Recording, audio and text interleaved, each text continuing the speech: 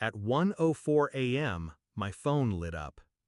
"We know you spent $520,000 to save our house, but your sister doesn't want you at Thanksgiving." I stared at it. No thank you. No apology. Just a surgical extraction. Of me. I didn't argue. Didn't ask why. I just typed one word. Noted. And that was the night everything changed. Not for me. For them. I was 29 when I liquidated half my portfolio to save their home. They'd taken out loans they couldn't afford, gambled on bad decisions, and hid it from me until the bank was 3 weeks from foreclosure. Dad sounded broken when he called. Mom cried. I didn't hesitate. One transfer. Clean. Immediate. They kept their house. They kept their pride. And I thought, maybe I'd finally earned my place. My sister, Lila, said nothing. She didn't contribute, didn't thank me, just looked at me with that quiet resentment she'd perfected since childhood. I was the afterthought until they needed rescuing. Then I was the savior. Then, almost instantly, the ghost. It started with smaller things. Group chats without me. Family photos where I was conveniently out of frame. Then Mom's birthday. I sent flowers, heard nothing. Later saw a photo online, Lila holding the same bouquet, smiling. Caption read, "From the one who really knows me." I kept receipts, figuratively and literally. I knew my place, useful, not wanted.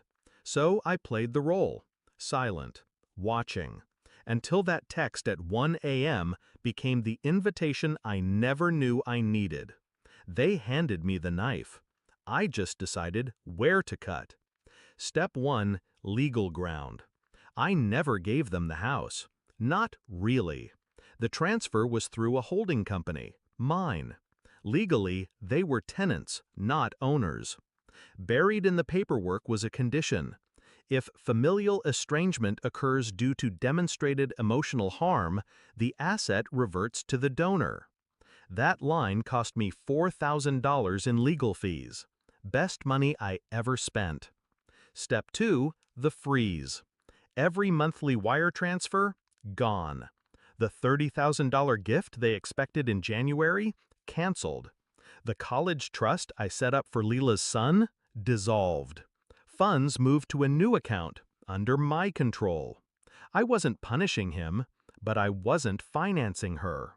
Step 3, exposure. I sent one package, just one, to every extended family member. A hardcover photo book, elegant, cream-colored. Inside, page 1, a scanned copy of the foreclosure notice.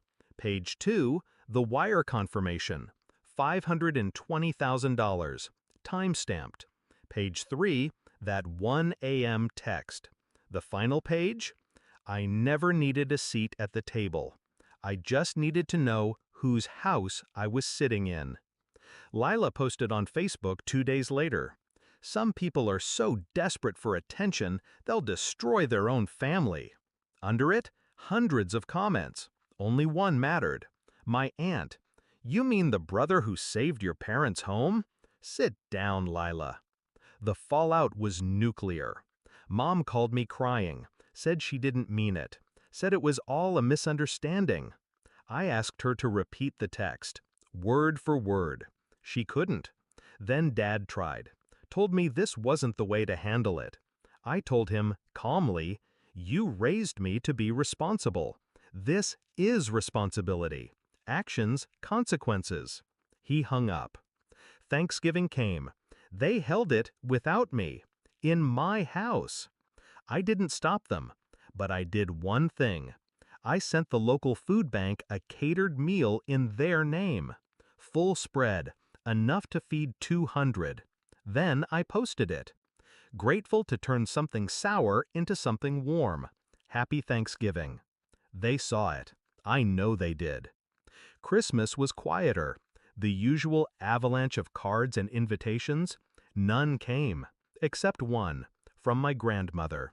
She wrote, I don't understand everything, but I know this: the one who bails out the boat doesn't deserve to be thrown overboard.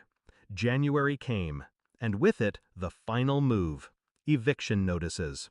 Not immediate. I gave them 90 days.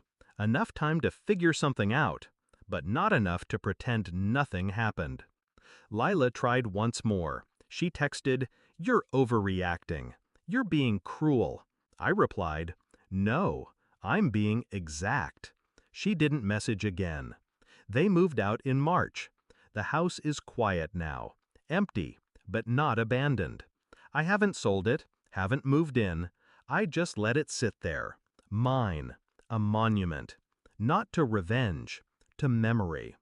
Sometimes when I drive past, I slow down. Not out of sentiment, but clarity. They built a house on the foundation of my silence, then acted shocked when it crumbled. I'm not angry anymore. I'm awake. They thought I'd always be there, that I'd keep bleeding just to keep them warm. They were wrong.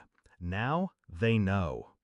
Every time they sit at someone else's table, in someone else's house, feeling that chill they never noticed before, they'll remember the one word I sent at 1 a.m.